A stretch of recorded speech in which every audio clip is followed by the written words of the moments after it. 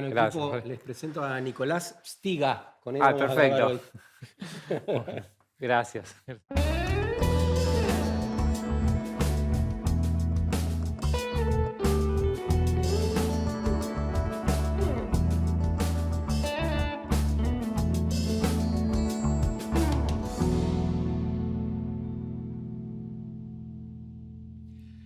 ¿Qué sucede detrás de esto? ¿Qué es lo que pasa detrás de nuestros celulares cuando consultamos a la inteligencia artificial y le ponemos algunos datos para que nos redacte adecuadamente un currículum para pedir trabajo? Es más, cuando buscamos en Google eh, cómo se escribe cierta palabra con S o con C, para cada una de esas acciones hay todo un mundo que empieza a desarrollarse detrás, que por supuesto consume energía de todo tipo, petróleo, consume agua, lo que llamamos recursos naturales. A mí me gusta más decir bienes comunes, bienes a custodiar, dado que estamos en una transición hacia un mundo donde esos bienes van a ser escasos. Pero tenemos idea de lo que hay detrás, de lo que se origina con el consumo cotidiano y casi inadvertido de redes sociales y de nuestros celulares para lo que sea. Bueno, hoy vamos a ir hacia ese mundo, el mundo que no conocemos, pero que vale la pena poder acercarnos para ver qué hay efectivamente detrás. Con Nicolás, sí, a ver si lo pronuncio mejor ahora. Stiga, ahí va, especialista en tecnología e innovación para gobiernos. Es presidente de WAI, una empresa que fundó y que desarrolla herramientas tecnológicas para hacer de las administraciones públicas una eficiencia y una agilidad más transparente. Entre otras cosas, crearon un software de expedientes digitales diseñado específicamente para municipios, para optimizar las gestiones. Es interesantísimo lo que hacen, vamos a ir, pero vamos a ir de a poco. ¿Cómo estás? Bien, estoy bien. Un poco antes del aire te contaba, durmiendo poco por mi niña, la más pequeña, que me está llamando la atención a la madrugada. Pero bien, bien. Qué lindo que arranques por ahí, porque este es tu presente y lo que estás sintiendo ahora, Sí, ¿no? sí, tal cual. Sí, creo que yo miraba recién el nombre del programa, La Transición. Y me parece que en un montón de aspectos estamos viviendo una transición como sociedad. Uno a veces a título personal está viviendo una transición a nivel familiar. Y los momentos de transición creo que terminan siendo los que más marcas nos dejan en la vida y los que más marcas terminan dejando en la sociedad también. Porque una transición puede ir desde una mudanza, vivís en un lugar, te mudás a un lugar más grande, más chiquito, te mudás. Una transición es, no tengo hijos, paso a tener hijos. Una transición es, decido cambiar mi trabajo o cambiar mi futuro profesional completamente. Son todas transiciones que vivimos a nivel personal y que vivimos a nivel familiar. Con lo cual tiene sentido que la sociedad de por sí tenga transiciones también.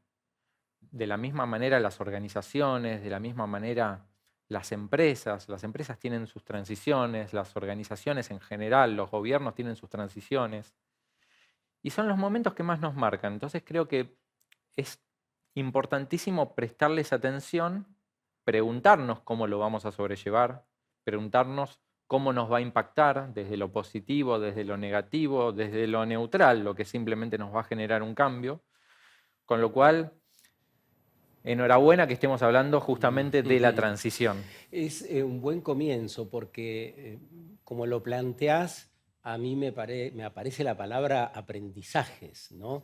La transición, si bien es un momento de duelos, de dolores, de tristezas en algunos casos por lo que se deja, constituye un aprendizaje. Y además siento que esos aprendizajes en esta etapa donde vivimos, en el 2025, son más impactantes porque vivimos en un mundo muy disruptivo. Es decir, lo que acontece hoy Hace 40 años era impensable en muchos Impensable. aspectos, ¿no? Sí. Desde los vínculos, como decías, hasta la tecnología que usamos, cómo hacemos nuestros trabajos y cómo se desarrollan las ciudades. Vamos a ver este informe de la televisión Sí, alemana para sí. ponernos más en tema todavía sobre el impacto ambiental que genera la tecnología digital. Esto que de algún modo anticipaba en el arranque de nuestro encuentro de hoy. Escuchemos por un momento este zumbido.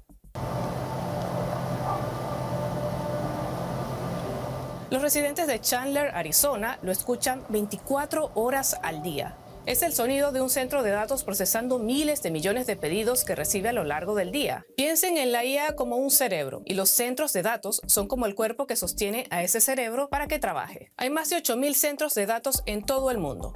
Según la Agencia Internacional de la Energía, se espera que el consumo de energía en estos se duplique en 2026 respecto a 2022. When I started doing AI research a decade ago, I could run most of the AI systems I was using on my laptop. But today we're using supercomputers, right? Some of the large AI systems that people are familiar with, like the chatbots or the image generation systems, those run on really large supercomputers and consume a potentially very large amount of electricity. Estas grandes cantidades de electricidad producen también grandes cantidades de calor. Y también el zumbido que escuchábamos. Para evitar que los centros de datos se sobrecalienten, hay que refrigerarlos. Esto suele hacerse de dos maneras, utilizando aire acondicionado o agua. Mucha agua. Supongamos que entablo una conversación de 15 preguntas con ChatGPT sobre cómo podría ser más respetuosa con el medio ambiente. Los expertos calculan que podría estar consumiendo alrededor de medio litro de agua potable. Y es aquí en donde la IA se vuelve un poco problemática. Access to clean water is competing with let's say, local uses for it. Esto es lo que metió a Google en un buen lío. Poco después de que anunciara sus planes de construir un centro de datos de $200 millones en el barrio industrial de Cerrillos, en Chile. We all use Google Search and other Google tools. So initially, the neighbors were quite happy that Google had chosen this area for building their data center. They saw it as synonymous with progress, development, a new pole of innovation in the area. Pero una vez que revisaron el informe sobre el impacto ambiental de Google para este centro de datos, se sorprendieron por lo que hallaron. They found out at some point that this Google data center was going to use 168 liters of water per second in an area facing drought. Una sequía que ya va por su 15º año y que provocó que las autoridades racionaran el agua en la capital Santiago. Tras fuertes protestas de la comunidad, el permiso quedó suspendido. Un tribunal de medio ambiente local dijo a Google que tenía que modificar su plan de refrigeración de los servidores. Los planes de Google de un centro de datos en Uruguay también se frenaron cuando los habitantes locales se enteraron de cuánta agua consumiría. Pero el agua no es el único recurso que necesita la IA. También necesita mucha electricidad. Y la mayor parte sigue procediendo de la quema de combustibles fósiles, que liberan las emisiones de gases de efecto invernadero causantes del cambio climático. Bueno, unas cuantas cosas para poder darles vuelta. Una de las cosas más impactantes tiene que ver con el agua. ¿Nada de esa agua que se utiliza puede ser reutilizada? En realidad es reutilizada. Respecto a este tema hay como, no quiero decir mitos, sino más bien alarmismo sobre el tema. ¿Te pareció un sí. informe alarmista? No este en particular, Mm. pero sí he visto muchos informes alarmistas que básicamente dicen nos vamos a quedar sin agua a causa de la inteligencia artificial. Y la realidad es que lo primero que uno tiende a hacer es alarmarse, pero cuando frenás la pelota y empezás a hacer un comparativo con otras industrias, como la industria del papel, como la industria bovina, vos ves que la cantidad de agua que utiliza un centro de datos, sea para inteligencia artificial o para otro objetivo, es muy pequeña en relación a la cantidad de agua que utiliza, por ejemplo, la industria bovina, desde el consumo de agua de la misma vaca hasta lo que utiliza en el matadero, hasta que llega a nuestro plato, a la mesa. O sea, tal vez un churrasco ameritó 1000 litros de agua. Claro, en por la consumo. huella hídrica que va Exactamente. generando, ¿no? Porque claro, hay que Sí. pensar que el animal es llevado a un frigorífico, faenado, después transportado hacia los grandes centros, Sí, trozados, hasta lo que lo tenés en la góndola del supermercado o en alguna carnicería. correcto. Todos esos procesos entrañan el uso del agua. Sí, de hecho hay un análisis estimativo de que un churrasco en nuestra mesa Ujú. nos conlleva 1000 litros de agua. Lo que pasa es que como es un alimento que vamos a consumir, no lo cuestionamos. Y yo no digo que esté mal, a mí me gusta comer carne, yo como carne y me voy a comer un churrasco probablemente hoy a la noche y no voy a pensar en eso. Pero la realidad es que sucede. Sí, y en este caso no es solo la carne, digamos que también la manzana, por poner alguna, Sí, claro, tiene sí. una huella hídrica, Exactamente. que no recuerdo en este momento, pero Sí, también todo ese sí, proceso, esa huella, ¿no?, que necesitamos conocer como sí. consumidores. Y si querés, dejamos de lado los alimentos. Mm, Pasemos a algo como el papel, por bien. ejemplo, que igual muchas veces está presente en los alimentos, pero pasemos a la cuestión del uso del papel. Es algo que no cuestionamos habitualmente, pero sin embargo consume mucha más cantidad de agua una papelera que lo que consume un centro de datos, donde además el agua que consume un centro de datos es reutilizada permanentemente hasta que en un momento hay una parte que se pierde o por vapor o porque hay una parte que la tienen que desechar y por supuesto hay que enchufarle más agua, pero en líneas generales la mayor cantidad de agua que se introduce al centro de datos es permanentemente vuelta a consumir. ¿Sí? No es que, no es que Es ingresó como y un salió. circuito. Claro, es un circuito cerrado, ¿sí? Donde hay que inyectarle agua y que no es de ahora, no es de la inteligencia artificial, existe hace muchos años porque es uno de los tantos mecanismos de refrigeración de los centros de datos. Hay una realidad. Por los centros de datos pasan todas las interacciones que tenemos con Internet. ¿Sí? Cada vez que abro el teléfono y envío un WhatsApp, cada vez que abro las redes sociales y empiezo a mirar Reels, en ese momento estoy dándole uso a un centro de datos, porque todo ese contenido está almacenado físicamente en un lugar, ¿sí? Que es un edificio lleno de grandes computadoras que administran todo ese ida y vuelta de información, que guardan cada una de las imágenes que vemos, cada uno de los videos que vemos, lo guardan para que lo podamos consumir, para que lo podamos enviar, y todas esas computadoras están siendo refrigeradas. ¿Hay un lugar geográfico donde están esos centros? Si Sí, yo busco ricino, qué sé yo, para poner cualquier palabra sí. en Google, eh, ¿sé desde dónde me van a responder, entre comillas? No necesariamente según el tipo de interacción que hagas, pero hay centros de datos por todas partes del mundo. Incluso muchas empresas o muchas organizaciones cuentan con su propio centro de datos a menor escala. Por ejemplo, cuando vos te vas, hoy es menos habitual, pero cuando vos te vas, por ejemplo, a un municipio pequeño incluso, algunos tienen sus propios centros de datos que son muy pequeñitos, o sea, son centros de datos que tal vez son del tamaño de un baño o un poquitito más grandes. Y cuando vos te vas a una empresa multinacional, tenés también un centro de datos que suele ser un poco más grande, pero en líneas generales lo que se hace es alquilar espacio en centros de datos ya existentes. ¿Sí? Entonces, de pronto hay centros de datos que son edificios enormes de 10 pisos que están llenos de servidores, no solamente servidores, sino también oficinas llenas de gente que están administrando esas computadoras. Y hay centros de datos muy grandes que son muy conocidos a nivel global. Por ejemplo, hay centros de datos muy grandes en San Pablo, en Brasil. Hay centros de datos en diferentes partes de Estados Unidos, en diferentes regiones de la Unión Europea. Y cuando uno hace uso de un sistema cualquiera, siempre está en algunos de esos centros de datos almacenado. La elección del centro de datos tiene que ver con un tema de performance, pero también tiene que ver con temas normativos. Por ejemplo, si yo estoy en Argentina y voy a hostear un sistema que va a administrar datos de personas, datos personales, y los va a hostear en un centro de datos. No lo debería hostear en Estados Unidos ni en Brasil, lo debería hostear en la Unión Europea si no lo hosteo en Argentina. ¿Sí? ¿Por qué? Porque la Unión Europea tiene una legislación de protección de datos compatible con la legislación argentina. Con lo cual hay determinados territorios que te permiten decir, bueno, hago una sesión internacional de datos personales, que no lo podría hacer, por ejemplo, con Brasil, por poner un ejemplo. Entonces, hay un montón de factores que entran en juego a la hora de elegir un centro de datos para almacenar un sistema, para almacenar contenidos de los que consumimos habitualmente. Cuando Chile decide que no van a aprobar la instalación de este centro de datos, ¿no tienen en cuenta esto que vos decís, que el agua se recicla? Alguna Sí, razón debe haber habido. sí, la hay, realmente la hay, porque por más que el agua se recicle, genera igualmente un impacto ambiental en la zona donde se va a instalar. ¿Cuál es ese Y impacto? por ejemplo, si ahí estaban hablando en el informe de que había una zona, creo que en Arizona, que tenía problemas de sequía. Mm, Y si vos vas a instalar un centro de datos o cualquier tipo de establecimiento, vamos a poner un ejemplo de un shopping center, ujú. ¿sí? Un centro comercial grande, también te va a generar un impacto ambiental, ¿sí? No es que el centro de datos por el centro de datos mismo sea el problema, sino que el problema es que se está instalando en una región donde hay problemas de sequía, con lo cual el problema mm, se va a terminar haciendo más grande por el consumo de agua que va a ser.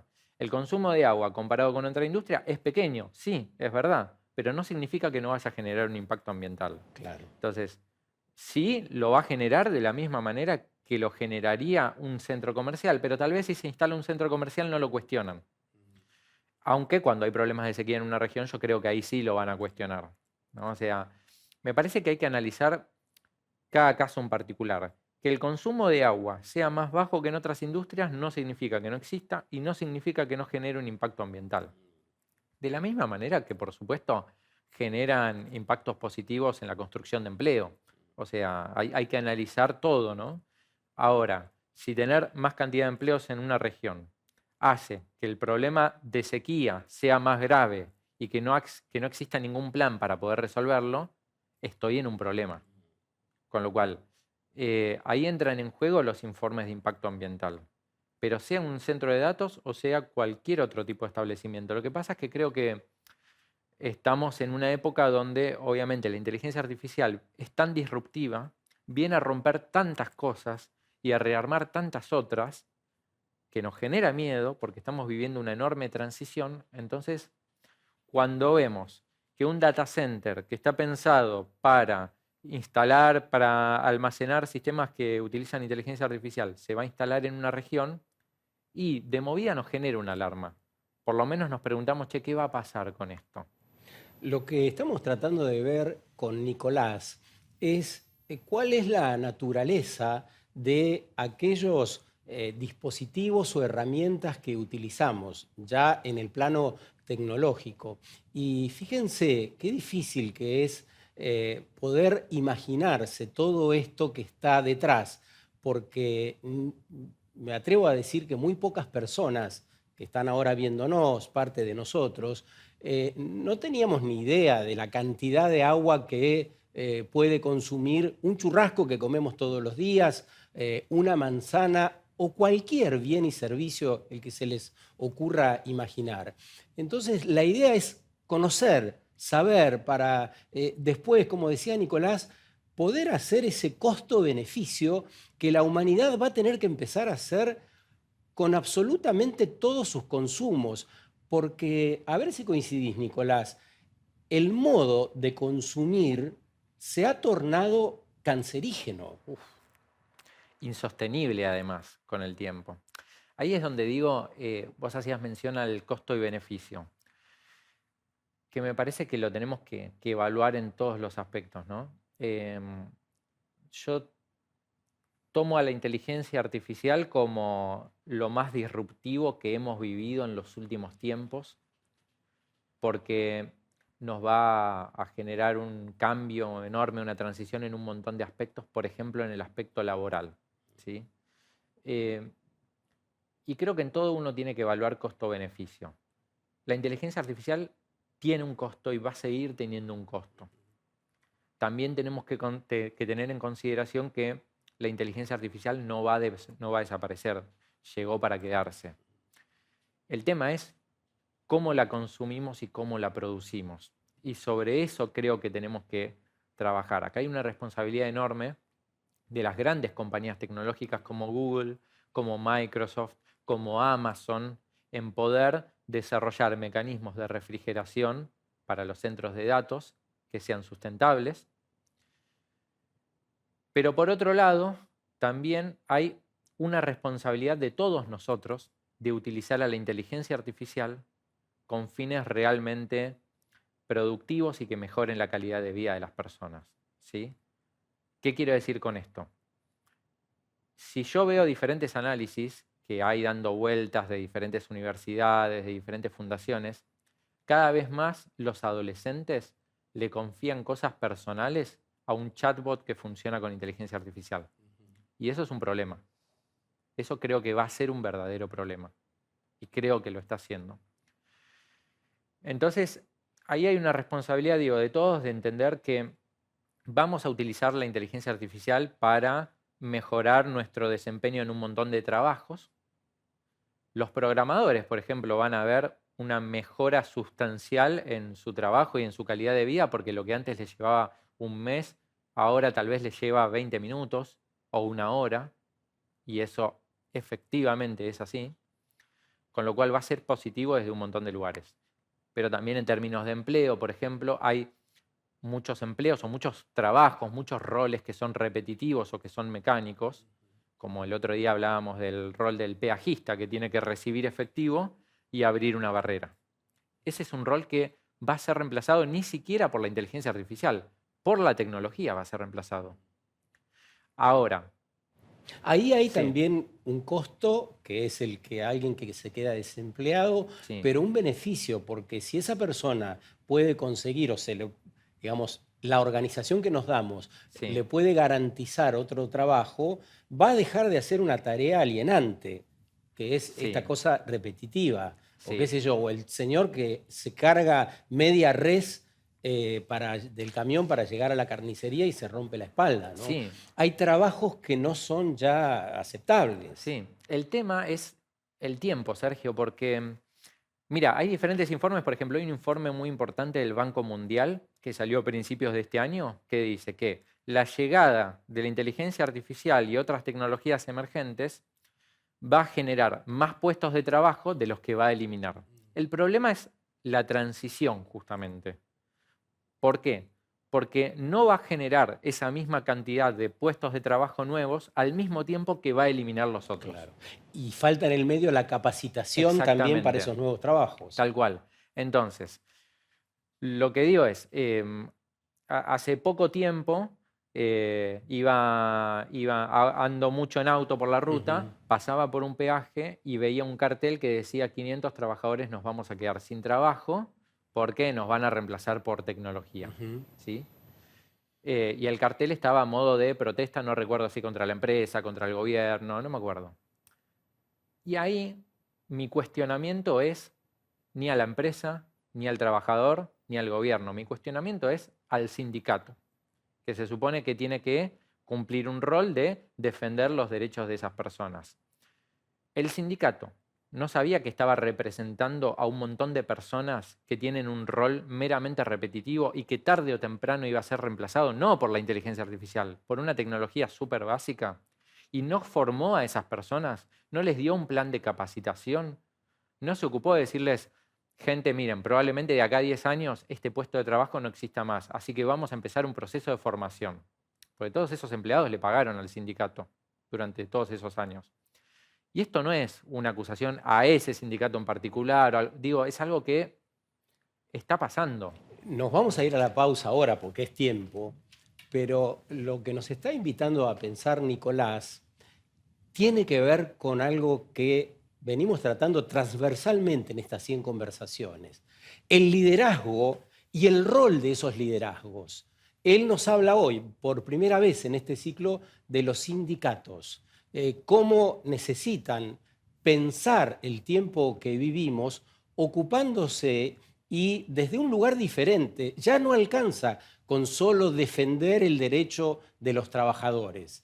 Es eso, pero además en un mundo complejo, lleno de variables, también es la capacitación, también es poder prever el tiempo que viene, porque efectivamente, como dice Nicolás, nos guste o no nos guste, la tecnología, el desarrollo, este tipo de avances, el poder de investigación de los científicos no va a ser detenido y no es tan bueno que nadie venga a detener el desarrollo de los científicos. Fíjense la pérdida también un poco oculta de la Argentina por haber desactivado programas científicos que ayudaban a crecer verdaderamente a la Argentina. Es un mundo que nos invita a la reflexión, al cambio, a abrir la cabeza. Es un mundo desafiante, es un mundo que no nos podemos perder. Ya volvemos.